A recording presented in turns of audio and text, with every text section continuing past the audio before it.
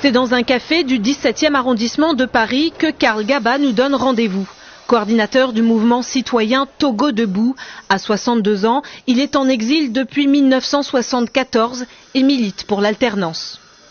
J'ai envie de retourner chez moi, j'ai envie d'aller mourir librement chez moi. Depuis 2005, le président Faure Gnassingbé est à la tête du pays et se présente pour un 4e mandat. En ce début de campagne, l'opposant est amer.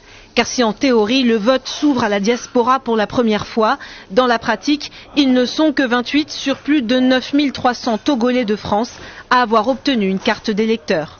Le pouvoir a effectivement mis en place une espèce de forfaiture qui empêche effectivement à cette diaspora de pouvoir s'exprimer à travers un bulletin de vote.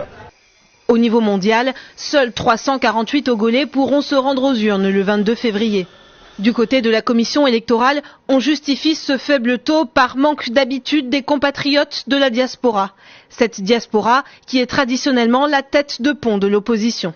S'inscrire sur les listes n'a pas été simple. L'ambassade réclamait carte d'identité, passeport et carte consulaire en cours de validité.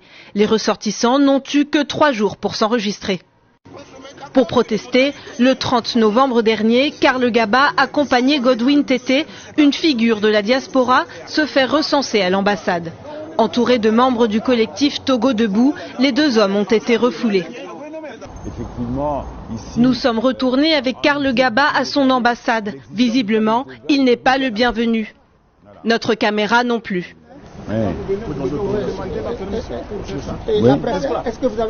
La violence devant l'ambassade du Togo, ce n'est pas la première fois.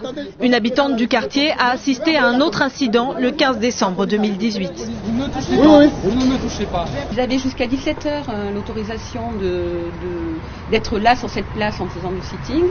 Et c'était genre 15h, je crois 30 ou 16h, quelque chose comme ça, si je me souviens bien.